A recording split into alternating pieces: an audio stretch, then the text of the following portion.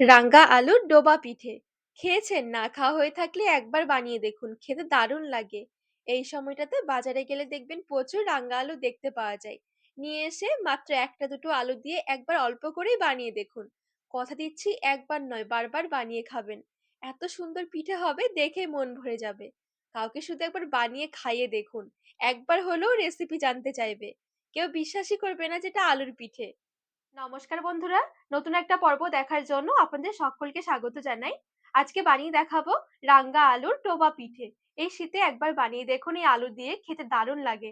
চলুন, আশা করছি রেসিপিটি অনেক ভালো লাগবে। এখানে আমি দুটো রাঙ্গা আলু নিয়েছি। রাঙ্গা আলুর সাইজটা দেখুন একটু বড় বড়ই রয়েছে। এখানে মোটামুটি 300 থেকে 350 গ্রামের মতন আলু রয়েছে। এবারে বটির সাহায্যে আলুর খোসা ছাড়িয়ে আলুগুলো একটু চাক চাক করে কেটে নেব।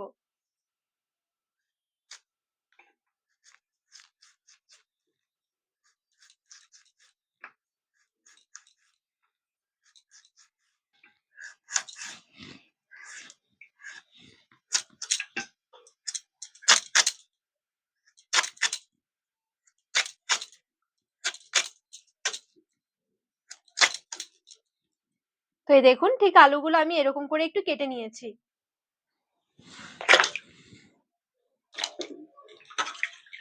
দুটো আলু খুব সুন্দরভাবে আমি কেটে নিয়েছি। আর এখানে আলুগুলো কিন্তু খুব বেশি একটা মোটা মোটা করে কাটিনি, একটু পাতলা রেখেছি। এতে করে খুব তাড়াতাড়ি করে সেদ্ধ হয়ে যাবে। গ্যাসের ওপরে এবারে একটা পাত্র বসিয়ে দিলাম।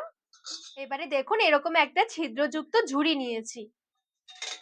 কেটে রাখা আলুগুলো এবারে নিয়ে নিচ্ছি।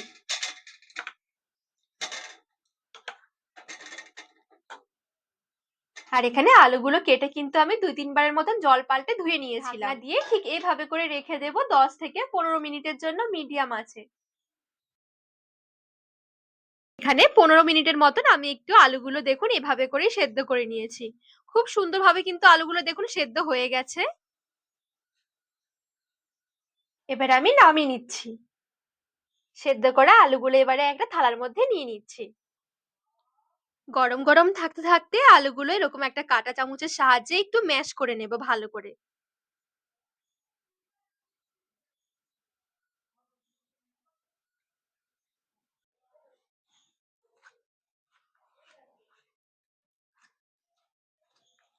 আর এই পর্যায়ে চেষ্টা করবেন আলুটা একটু ভালোভাবে ম্যাশ করে নিতে, যেন আলুর কোনো গোটা গোটা ভাব না থাকে। সবকিছু যেন একসাথে একদম মিশে যায়। খুব ভালোভাবে এখানে আমি আলুটা ম্যাশ করে নিয়েছি। মিহি করে কুড়িয়ে রাখা নারকেল নিয়েছি 2 চামচ মতন। গুঁড়ো দুধ নিয়েছি 2 চা চামচ। নিয়েছি এখানে ময়দা হাফ কাপ। সামান্য একটু নিয়েছি বেকিং পাউডার। আর সামান্য নিয়েছি বেকিং সোডা। অল্প একটু লবণ দিচ্ছি। এবারে হাত দিয়ে সমস্ত উপকরণগুলো ভালো করে একটু মিশিয়ে নেব। শুকনো জিনিসগুলোর প্রথমে দেখুন একটু মিশিয়ে নিয়েছি। এবারে এই আলুর সাথে ভালো করে মেখে নেব।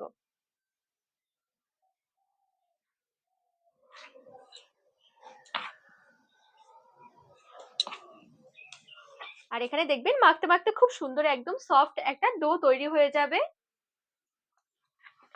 ডোটা মাখানোর সময় যদি হাতে একটু চিটচিটে ভাব এসে যায়, সেক্ষেত্রে অল্প একটু তেল বা একটু ঘি নিয়েও কিন্তু মেখে নিতে পারেন। তো এই দেখুন, খুব সুন্দরভাবে ডোটা আমি একদম সফট করে মেখে নিয়েছি। এবারে এখান থেকে অল্প অল্প করে নিয়ে পিঠেগুলো তৈরি করে নেব।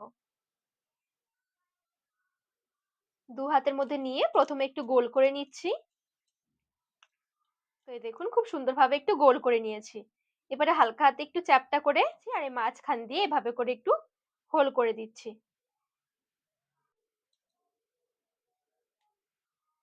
তো এই দেখুন, এখানে কিন্তু একটা পিঠে তৈরি হয়ে গেছে। আজকের পিঠেগুলো আমি ঠিক এইভাবে করে তৈরি করব।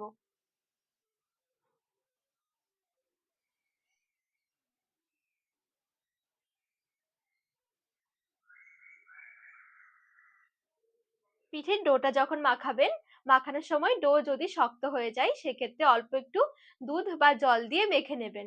আর যদি ডোটা অনেক বেশি নরম হয়ে যায় সেক্ষেত্রে আর অল্প ময়দা দিয়ে মেখে নেবেন। তাহলে দেখবেন ডোটা একদম পারফেক্ট তৈরি হবে। তো বাকি পিঠেগুলো কিন্তু আমি একইভাবে তৈরি করে নেব।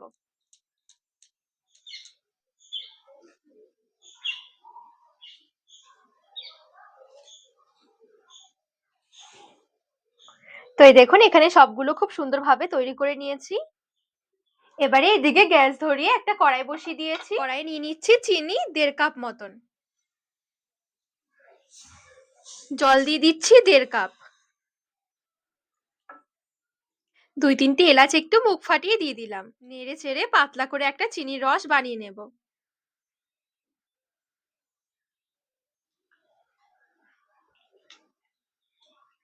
এখানে চিনির রসটা অনেক বেশি জাল দিয়ে ঘন করব না, জাস্ট চিনিগুলো গলে গিয়ে যখন চিনির রসটা এরকম ফুটে উঠবে তখনই গ্যাসের আঁচটা বন্ধ করে দিতে হবে। এখানে কিন্তু চিনির রসটা কোনোভাবে ঘন হবে না, পাতলা করে চিনির রসটা বানাতে হবে। খেয়াল রাখতে হবে যতটা চিনি ঠিক ততটাই কিন্তু জল নিতে হবে। তো এখানে খুব ভালোভাবে চিনি গলে গিয়ে দেখুন রসটা ফুটে উঠেছে। ঢাকা দিয়ে এবারে এক সাইডে নামিয়ে রেখে দেব। এবারে পিঠেগুলো ভেজে নেব। পিঠে ভেজে নেওয়ার জন্য আমি এখানে অল্প একটু সাদা তেল মিডিয়াম গরম করে নিয়েছি।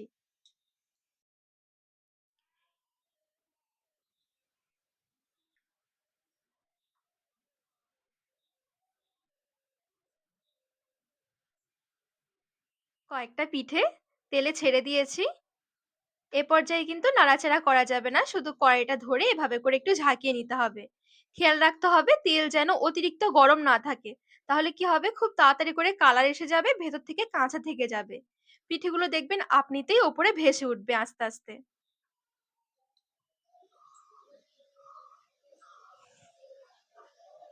তো এখানে দেখুন প্রত্যেকটা পিঠে খুব সুন্দরভাবে উপরের দিকে ভেসে উঠেছে। আর খেয়াল করে দেখুন পিঠেগুলোর সাইজটাও কিন্তু অনেকটা ডবল হয়ে গেছে।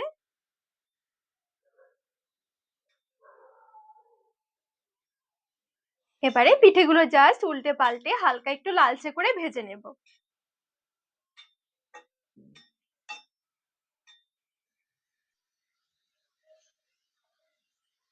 এই দেখুন পিঠেগুলো খুব সুন্দরভাবে আমি লালচে করে ভেজে নিয়েছি। গরম গরম ভেজে রাখা পিঠেগুলো সাথে সাথে আমি রেডি করে রাখা চিনির রসে নিয়ে নিচ্ছি। হালকা হাতে উল্টে পাল্টে একটু মিশিয়ে নেব। ঢাকা দিয়ে দিচ্ছি। বাকি পিঠেগুলো ঠিক আমি একইভাবে ভেজে নেব।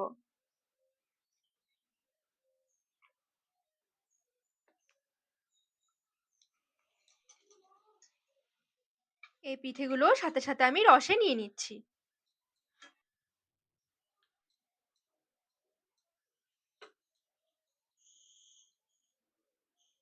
আর পিঠেগুলো দেখবেন এ পর্যায়ে একদম নরম তুলতুলে হয়ে যাবে। পিঠেগুলোর মধ্যে রস ঢুকতে একদমই টাইম লাগে না। এ পর্যায়ে কিন্তু খাওয়া যায়, যেহেতু একটু গরম রয়েছে ঠান্ডা করে নেব।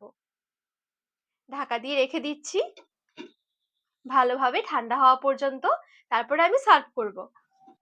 তো খুব ভালো করে পিঠেগুলো ঠান্ডা করে নিয়েছি।